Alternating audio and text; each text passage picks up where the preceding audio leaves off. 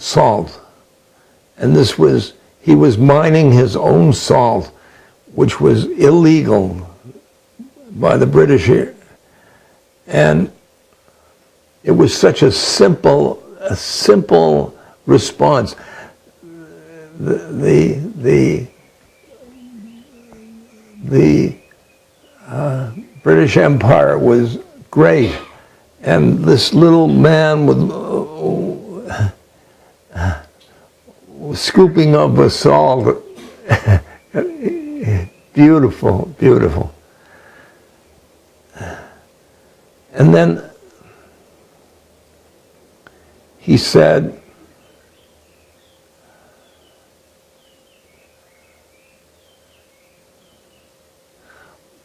"My life is my message. My life is my message." That if you are compassionate, that is your message. Yeah.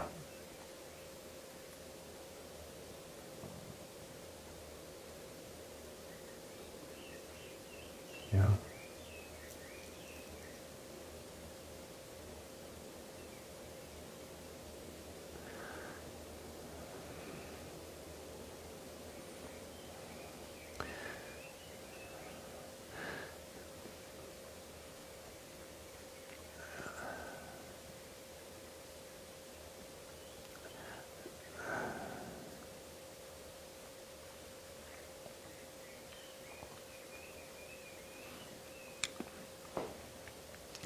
There was a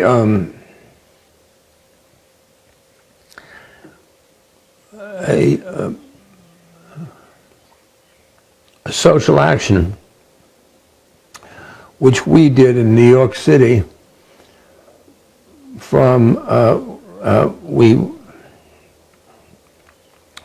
We fed homeless people, and there was a woman, she wanted to work in the soup kitchen. And she said, I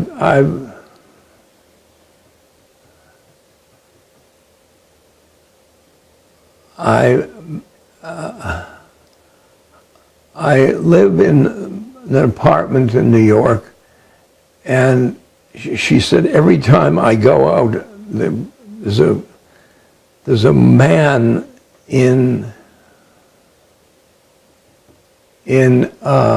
on the corner shaking a paper cup with coins in it. And she says, I confront him, I just look at him, everything. She says, but I figure it's about $2.50 I give to him. That's what I give, and for the week. She says, but I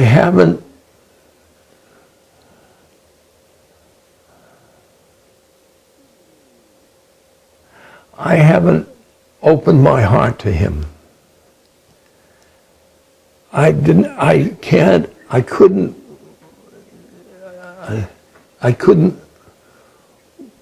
couldn't see him as a fellow human being. And we said, well, why is that? She said, well, my heart is so that I'd have him in my apartment. Yeah. Boy. And you know what?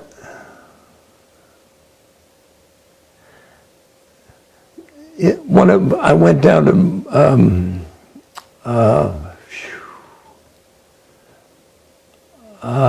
Madras,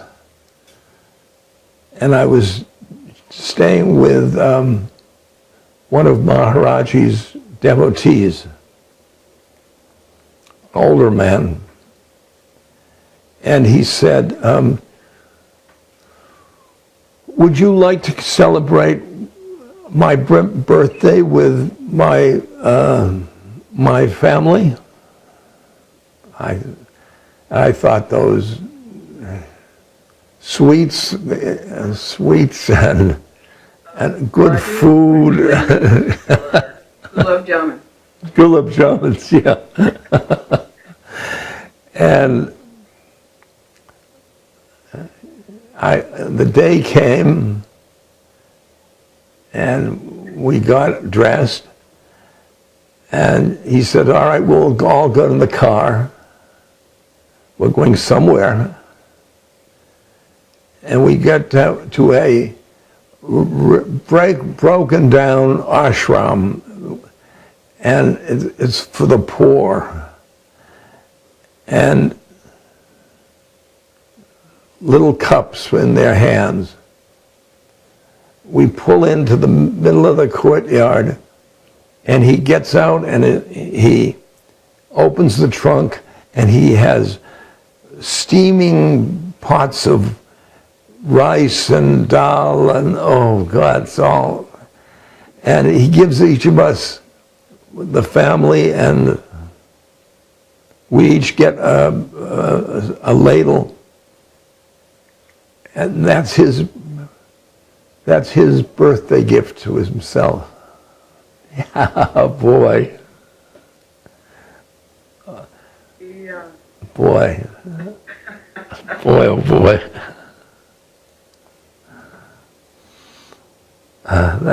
That's compassion. That's compassion. You know, I'm thinking about how you when people ask you how to increase their compassion, what you do, how you help them that way. You know, ever since neuroscientists discovered neuroplasticity, that the mind and heart can actually keep changing until, and probably after, but until you die, that you have to learn these things at a certain time in your life. That's really opened up, I think, for a lot of people, and understanding that it's never too late to work on these things. And, you know, in the different programs that we've been doing, like we have this one program at Google called Search Inside Yourself, and because they've all spent most of their lives in front of their screens.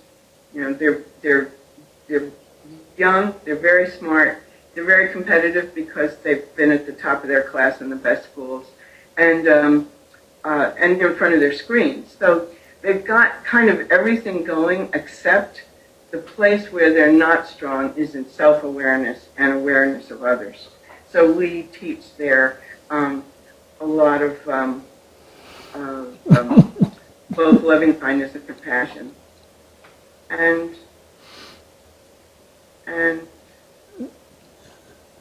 tell me, what are you thinking? I'm thinking about that you go in to teach them, and how stuck there are in their hearts. Yeah. But the great thing is that we just witnessed this wonderful opening from, you know, just being introduced, well, you know, being given permission to open the heart. Yeah. And encouragement, and then some basic, simple practices. And it's flowers, you know, so beautiful. Yeah. But I'm wondering, like when people come to you now and ask you, you know, how could I be more compassionate? What do you tell them? Or what do you? I say to them, don't live don't live from your mind, live from your heart. And identify with your heart. The heart, and not the beating heart, but not the emotional heart, but the spiritual heart, the soul. And I say, you have in you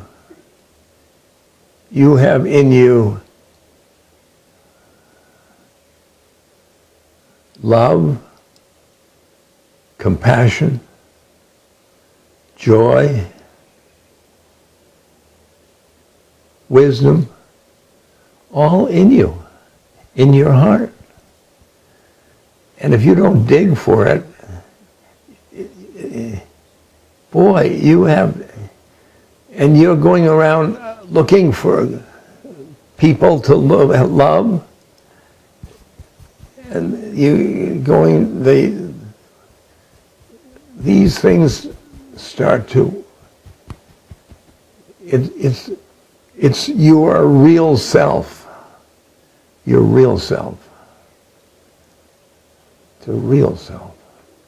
While the ego is up here, who we think we are, if you just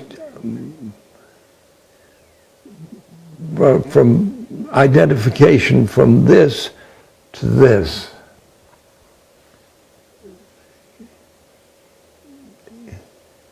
you will find you're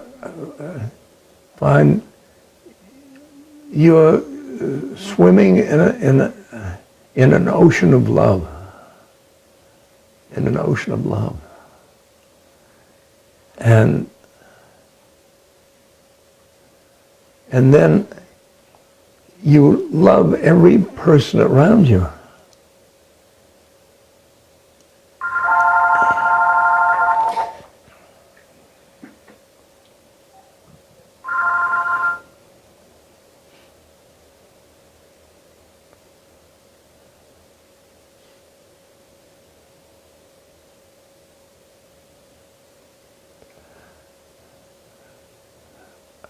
I'm sure Mirabai is on the phone with the army.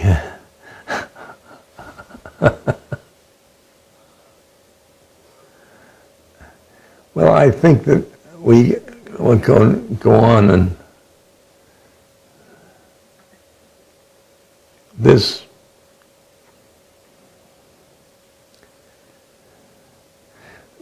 compassion is the compassion comes from this place inside where you are all one.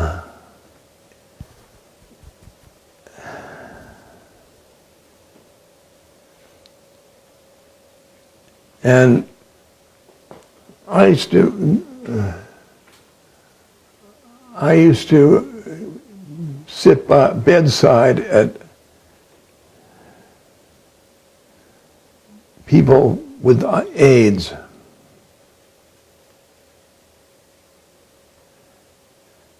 And I'd have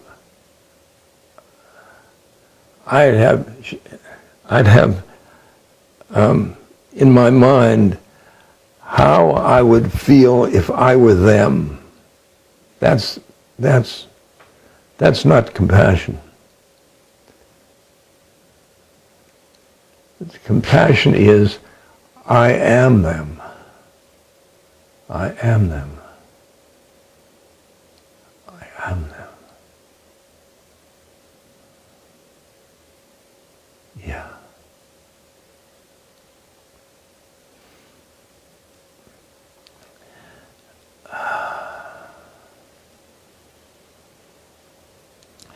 And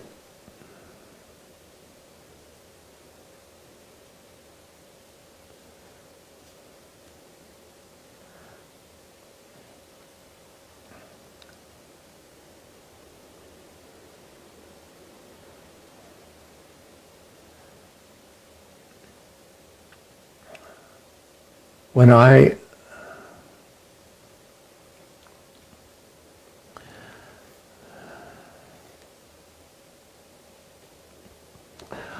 was in my psychedelic days, I used to have a bad trip every now and then. I'm sure we have had those. And it was, I was watching maybe 100 or 200 people in a circle, and were chained to a wheel, and they were pulling,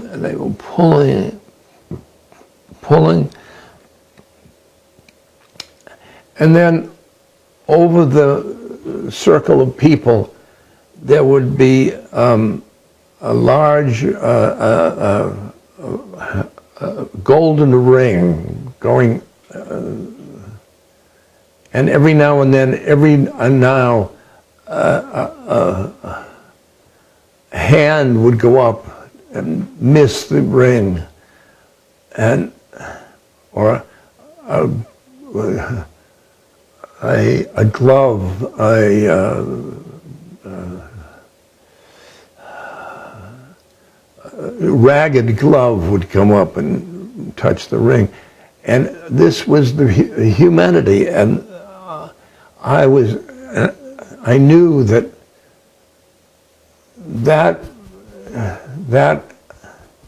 suffering was still in me, just that image. And it had, and psychedelics had to scoop it out, scoop it out.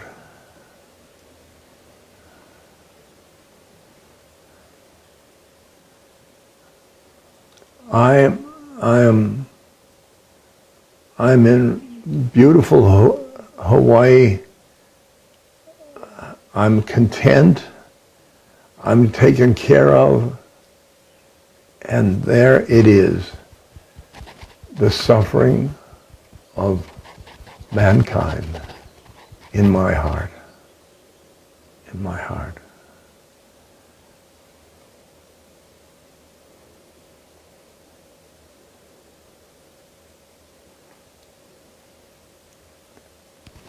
And that is why I have compassion.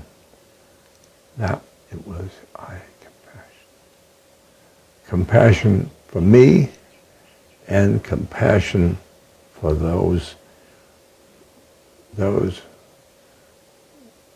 chained to the wheel.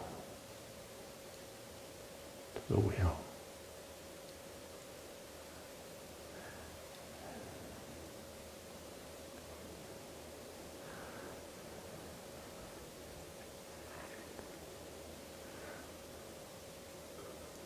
Gurdjieff has, there's a,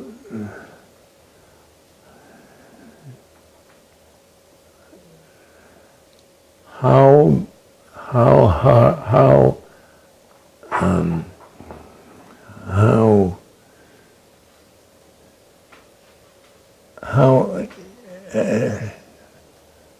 is it we don't see, how do we not see the chains or the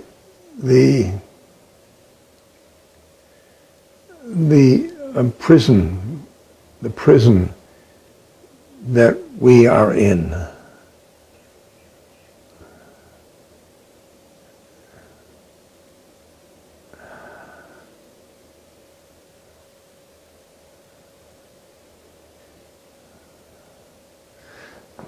That was, I think that was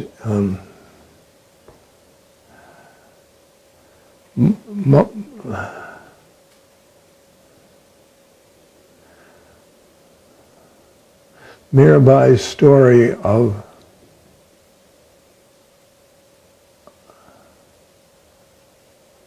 these people who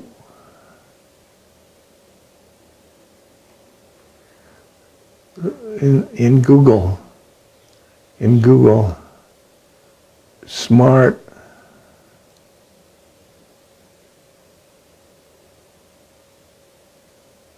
wonderful job,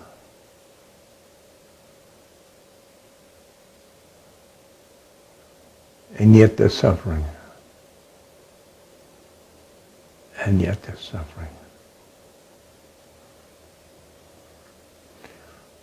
We have compassionate work to do for ourselves and each other.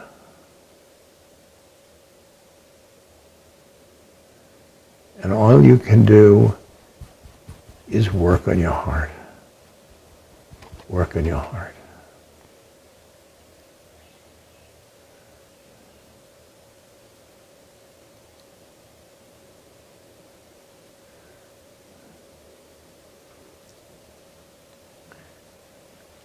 Don't pass by the man on the corner. Giving him money.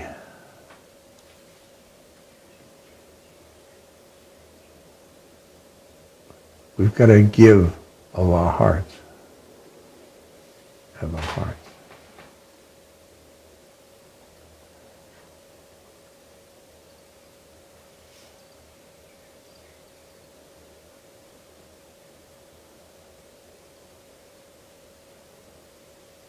How much?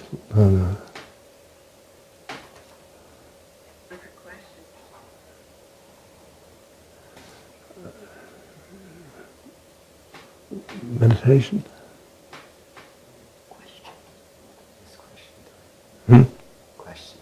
Questions. Wait, I'm waiting for questions from the audience. Good. I think they'll come. Do we have any, Robin?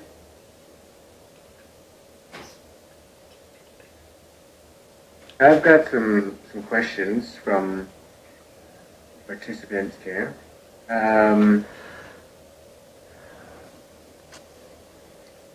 Now, Chris sent me a question. Chris, if you're out there, I can turn on your mic and you can present your question. You had a great question about motherhood.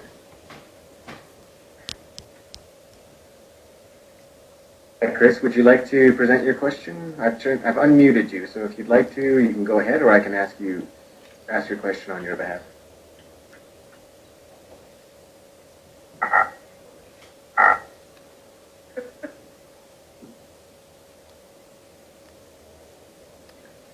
Okay, I'll present Chris's question. This is Chris True. I hope I'm pronouncing that correctly. I think it's a great question.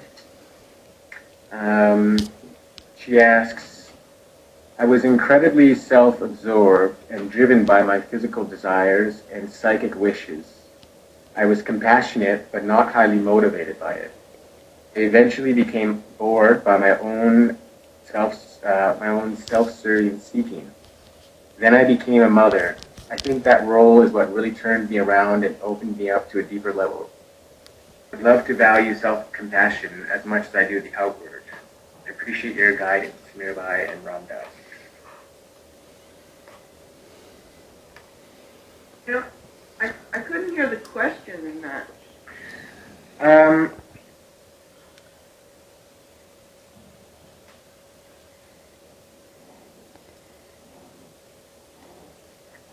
Well, I think it's about valuing and creating self-compassion as much as compassion for the other.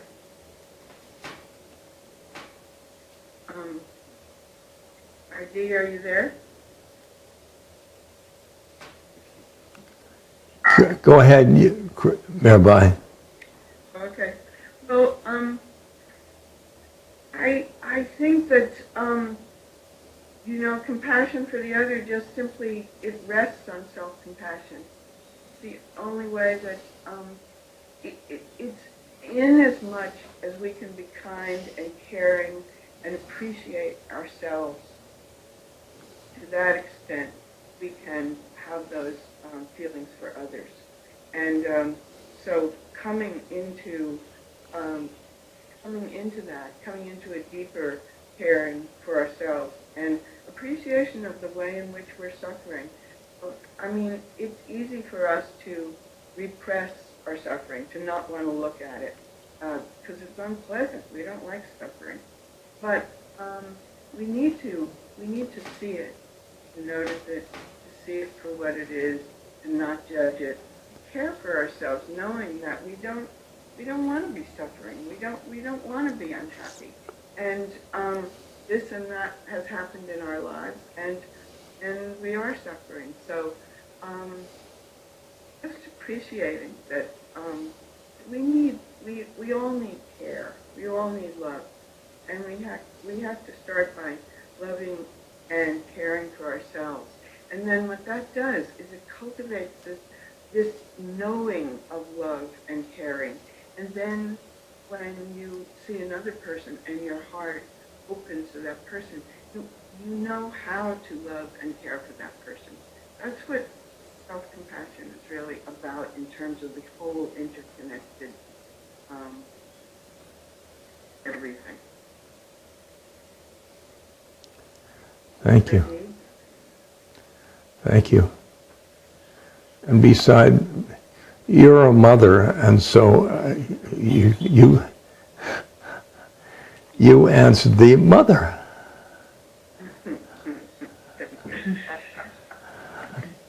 And I've always said that I learned more from being a mother than I did from, I mean, not that you can compare them, but I mean, from all the retreats and practices and so on.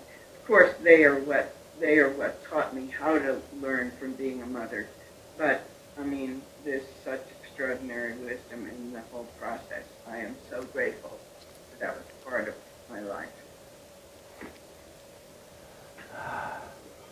Another question? Okay, wonderful. We have a question from Christine. So Christine, I will unmute you, and you should be good to go. So go ahead, Christine.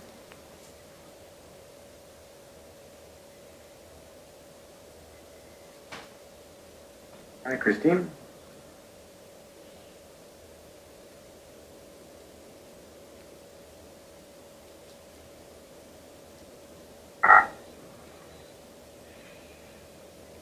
Okay, we'll come back to Christine in a moment.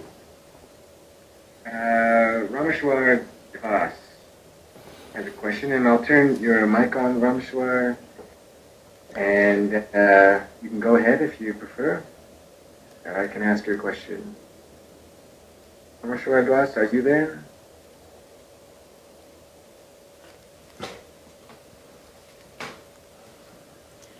My goodness, they're all going away. Everyone's speechless, but we got some great questions. So I'll ask Rameshwar Das's question.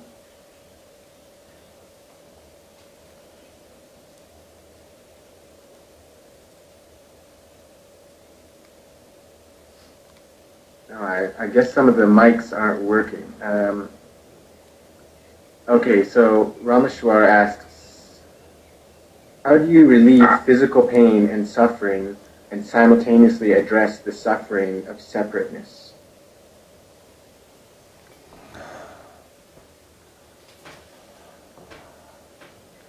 Ramdas, I think that's for you. Yeah.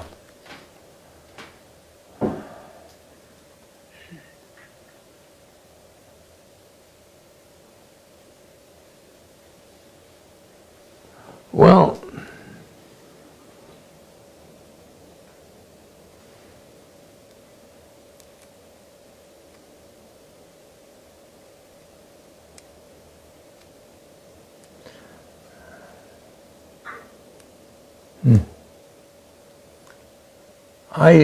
I do everything I can to relieve my own pain.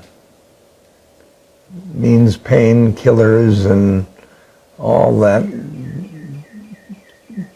junk. And but those don't do it.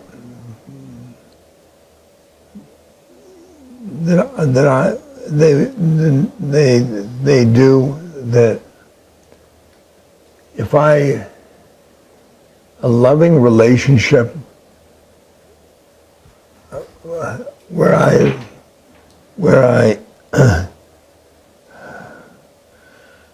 I forget for the moment I'm an individual soul, an individual being, that wipes away the pain, the psychological pain, and the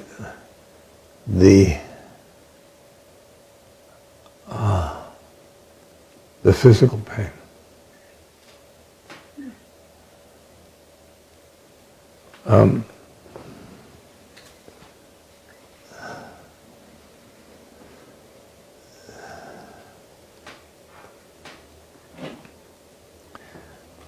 Because once I'm in the sea of love,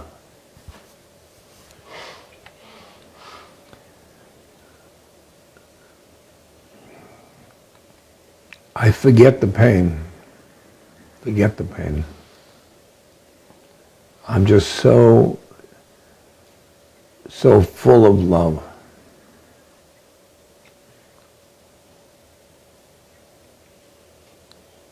Yeah. Next question.